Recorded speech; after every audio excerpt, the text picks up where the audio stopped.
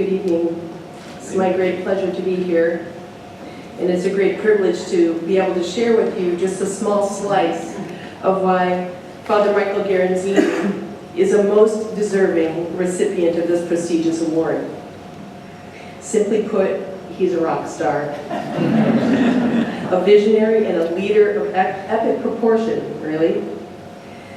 Every organization could be just one great leader away from greatness.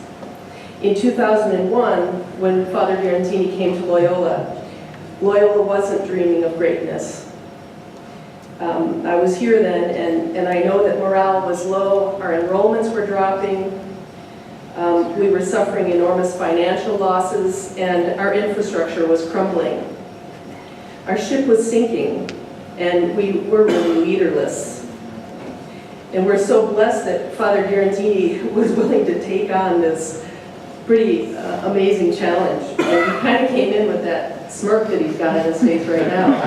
Like, okay, bring it on.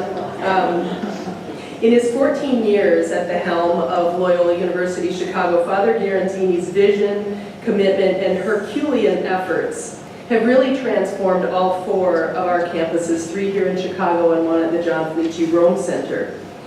He has managed to increase our enrollment by 42%, enhanced the student experience in many, many measurable ways, but including one of the more significant ones, I think, to students was that now for each one of our core courses are offered by full-time faculty. At least 75%, I should say, of our core courses are offered by full-time faculty, and that's a big rise from where we were in our core before. We used to put our full-time faculty up in the upper-level courses, so that really made a difference to students staying at Loyola and feeling engaged at Loyola.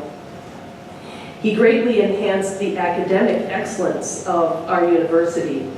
He put together and built 8 new centers of excellence, institutes, and schools in his 14 years, and really increased the prowess, if you will, of our academic leadership by bringing in 43 endowed chairs across the university. They're pretty expensive, too. He put tremendous planning and investment into 3, or a lot of areas, but 3 in particular: healthcare, business, and environmental sustainability. And I was really only supposed to talk about environmental sustainability, but I wanted to kind of set that. I didn't know how much of this you would hear, and I just wanted to make sure that you understand that in every way our university operates. This man has had his finger in every single bit of the university and has really lifted us up, and it's just been an exciting ride. Somewhere in around 2002, maybe 2003, Father Garanzini asked me to talk to the board and the cabinet and leadership retreats of the university and also the AJCU president's meetings about environmental justice and the role of Jesuit higher ed in advancing environmental sustainability, because he really saw it as a justice issue, an issue that disproportionately affects people that are poor, people at the margins. And of course I was really excited by that, his interest and his really sort of pushing us in that direction. He started kind of picking on me a little bit, which was also a lot of fun. He encouraged me to think really big.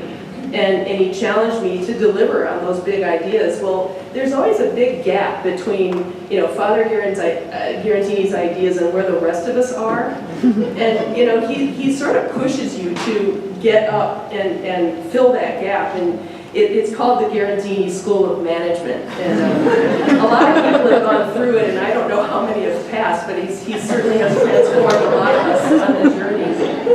And I've been very, very privileged to accompany him in both imagining and building what I think is a dynamite environmental sustainability initiative here at Loyola University Chicago. Let me give you sort of a general dashboard of the accomplishments that Father Garanzini has made just in the area of environmental sustainability. We have 10 LEED certified buildings.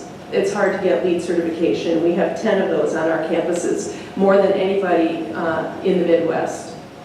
We have 60,000 square feet of green roofs on 12 buildings, also more than anyone in the Midwest, even the mayor.